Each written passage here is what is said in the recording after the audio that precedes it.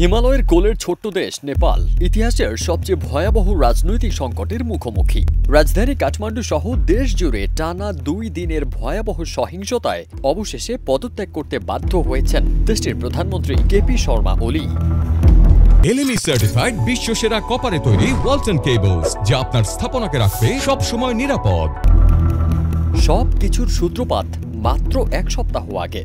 ভুয়া তথ্য ও প্রতারণা ঠেকানোর দাবিকে সামনে রেখে নেপাল সরকার হঠাৎ ফেসবুক, হোয়াটসঅ্যাপ, ইনস্টাগ্রাম, ইউটিউব সহ 26টি সামাজিক যোগাযোগ মাধ্যম বন্ধ করে দেয়। কিন্তু তরুণ প্রজন্মের কাছে এই নিষেধাজ্ঞা ভিন্ন মত দমনের একটি কৌশল মাত্র।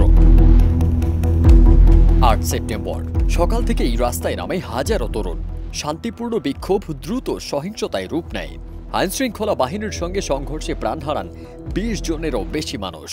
সামাজিক যোগাযোগ মাধ্যম বন্ধের সিদ্ধান্তই মুহূর্তে রূপ নেয় দুর্নীতি ও ক্ষমতার অপব্যবহারের বিরুদ্ধে বৃহত্তর আন্দোলনে, যার নাম দেওয়া হয় জেনজি মুভমেন্ট।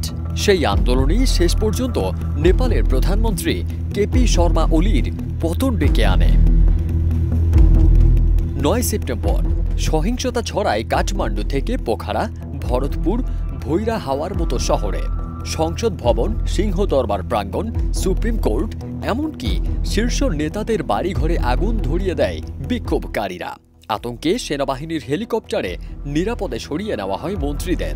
ফ্লাইট বন্ধ হয়ে যায় ত্রিভুবন আন্তর্জাতিক বিমানবন্দরে। চরম চাপের মুখে 9 সেপ্টেম্বর সন্ধ্যায় জাতির উদ্দেশ্যে দেয়া ভাষণে শান্তির আহ্বান জানান ওলি। কিন্তু পদত্যাগ ছাড়া কোনো বিকল্প নেই বলে সাফ জানিয়ে দেন সেনাবাহিনী। শেষ পর্যন্ত রাষ্ট্রপতির কাছে পদত্যাগপত্র জমা দেন কেপি শর্মা ওলি। এর মধ্য দিয়ে নেপালের রাজনীতিতে ওলি যুগের অবসান ঘটল। এদিকে একের পর এক মন্ত্রীর পদত্যাগ, ক্ষমতাসীন জোটের ভাঙন, সংসদে সংখ্যাগরিষ্ঠতা হারানোর আশঙ্কা, সব মিলিয়ে অনিশ্চয়তার গভীর অতলে নেমে গেছে নেপাল। বিক্ষোভকারীরা বলছেন, শুধু ওলির বিদায়ে নয়, দুর্নীতি আর ক্ষমতার অপব্যবহারের স্থায়ী অবসান না হওয়া পর্যন্ত আন্দোলন চলতে থাকবে।